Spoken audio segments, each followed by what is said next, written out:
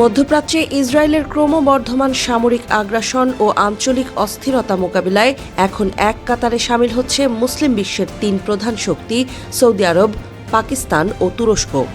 গত সেপ্টেম্বরে রিয়াদ ও ইসলামাবাদের মধ্যে সম্পাদিত ঐতিহাসিক দ্বিপাক্ষিক প্রতিরক্ষা চুক্তিতে এবার তুরস্কের যোগ দেওয়ার সম্ভাবনা প্রবল রয়েছে। ব্লুমবার্গের প্রতিবেদন অনুযায়ী আঙ্কারা এই জোটে অন্তর্ভুক্ত হওয়ার বিষয়ে চূড়ান্ত পর্যায়ের আলোচনা চালিয়ে যাচ্ছে। এই জোটের মূল ভিত্তি হল যৌথ নিরাপত্তা, যেখানে যে কোনো একটি সদস্য দেশ আক্রান্ত হলে তা সবার ওপর আক্রমণ হিসেবে গণ্য করা হবে। বিশ্বের একমাত্র পরমাণু অস্ত্রধারী মুসলিম দেশ পাকিস্তানের সাথে নেটোর অন্যতম শক্তিশালী সদস্য তুরস্ক এবং মধ্যপ্রাচ্যের প্রভাবশালী দেশ সৌদি আরবের এই মিলন মেলা এক নতুন পরমাণু নিরাপত্তা বলয় তৈরি করবে বলে মনে করছেন সমর বিশেষজ্ঞরা। গত সেপ্টেম্বরে কাতারের দোহায় হামাস নেতাদের ওপর ইসরায়েলের একটি ব্যর্থ হামলার পর সৌদি আরব ও পাকিস্তান এই প্রতিরক্ষা চুক্তি সই করে। এই ঘটনায় উপসাগরীয় দেশগুলোর মধ্যে চরম উদ্বেগ ও ক্ষোভ সৃষ্টি হয়েছিল। এদিকে তুরস্ক ও সৌদি আরব উভয়েই ইরানের ক্রমবর্ধমান প্রভাব নিয়ে দীর্ঘকাল ধরে চিন্তিত। অন্যদিকে পাকিস্তান বর্তমানে আফগানিস্তান ও ভারতের সাথে সীমান্ত উত্তেজনার মুখোমুখি।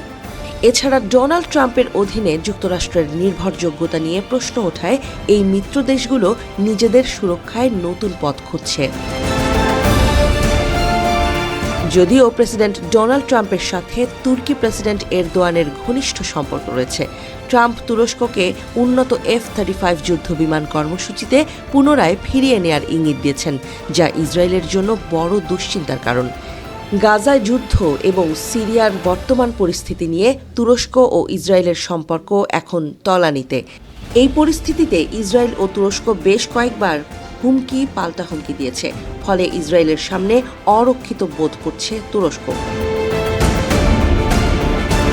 বিশ্লেষকদের মতে কাতারে হামাস নেতাদের ওপর ইসরায়েলের ব্যর্থ হামলা এবং ডোনাল্ড ট্রাম্পের অধীনে মার্কিন পররাষ্ট্রনীতির অনিশ্চয়তা এই দেশগুলোকে নতুন সমীকরণের দিকে ঠেলে দিয়েছে। বিশেষ করে ইসরায়েলের আগ্রাসী মনোভাব এবং ইরানের পারমাণবিক সক্ষমতা নিয়ে উদ্বেগের প্রেক্ষাপটে এই জোট মধ্যপ্রাচ্যের ক্ষমতার ভারসাম্য বদলে দিতে পারে।